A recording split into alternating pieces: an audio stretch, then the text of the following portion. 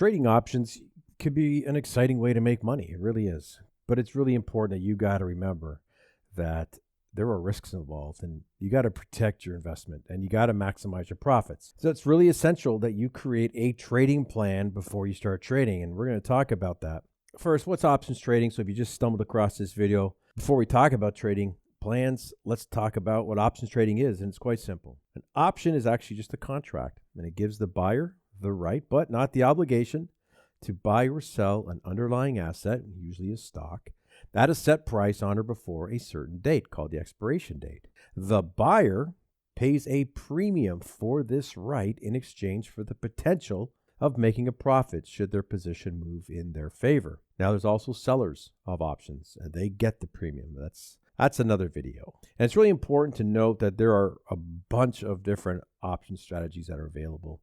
There's different levels of risks associated with each strategy as well, and cost. So knowing what type of strategy is going to suit you, your individual needs, it's key. So now you understand what options is. It's pretty simple. Let's look at how you create an effective trading plan.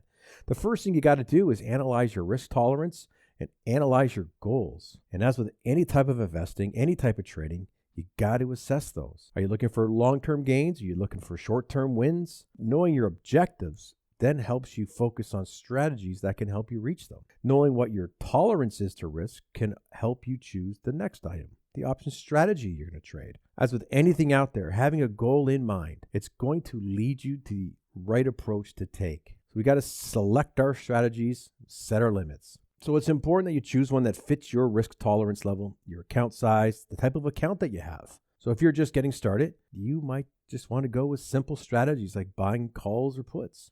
And these are more expensive than other strategies out there, and you do need a directional move quite quickly, but these are not bad depending on the circumstances. So an example of trading using calls, for example, you could buy a call option if you think that the underlying asset is going to go up in price. So you're just buying the right to buy a certain quantity of shares, so per contract is 100, at a fixed price until a specific date. So your trading plan for buying calls could be pretty simple. Here it is.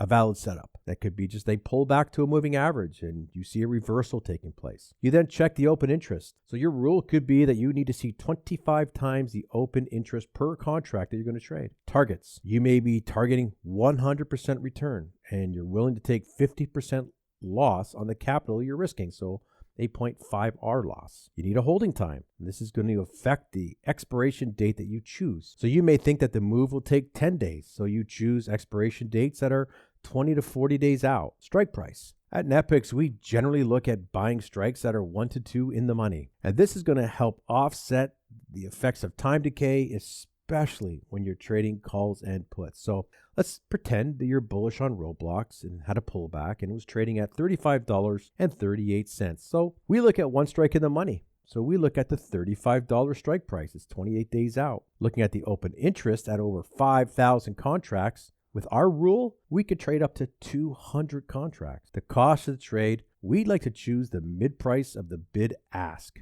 And we imagine in this example that we got filled at $3.50 per share or $350 per options contract. So we're going to target a $7 options price, but we're only going to risk $1.75 or $175 per contract. The cost of the trade is $350. And no matter what happens, that is the most that we can lose. Okay, we can't lose any more than that. So we manage the trade, and if price is taking too long to move, we just sell the position to close it out. In addition to selecting strategies, you also have to set limits for your trades. So decide how much capital you are willing to risk. Some traders out there will look at 10% of their available capital in a trade, a risk profile of 0.5 to 2% per trade. On the other hand, if you have more experience in the market and you're looking for cheaper trades, we have more advanced strategies like vertical spreads. And our in-house specialist that trades options, he used to only trade calls and puts. You can watch this video, it's linked above, about how Mike stumbled upon what is now his favorite way to trade options. It's also important to consider the time frame of the strategies that you select, because some strategies may only last a minute, or maybe some hours.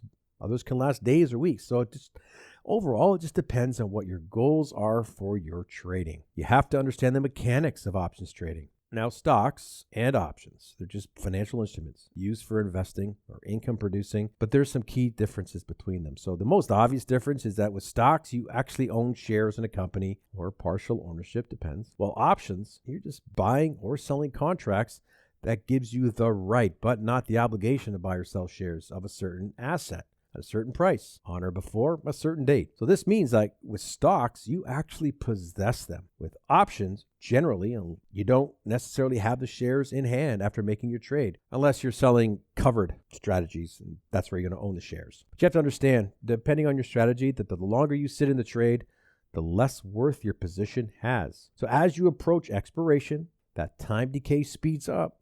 So if that underlying is not acting as you expected, there's no need to sit and wait for that trade unless it benefits you. So overall, options can be a really great way to diversify your portfolio and earn additional income. So regardless of your experience level, it's really important to remember several key points when deciding whether or not you're going to trade options. Select a trading strategy that fits your risk tolerance level. Consider open interest and expiration when you're buying calls and puts. Set limits for how much capital you are willing to risk on each trade. Understand the mechanics of options trading before you start. Be aware, time decay can reduce the worth of your position as the expiration date gets closer. Now, look, there is no right or wrong way to approach your trading. There isn't. But you got to have an understanding of these considerations, and that will help ensure your success. And it's a very popular trading approach, options. So here's the thing. If you're looking to elevate your options trading game, we have a guide. It's totally free. It's called the 8-Minute Options Trading Cookbook. It's exclusive to NetPicks,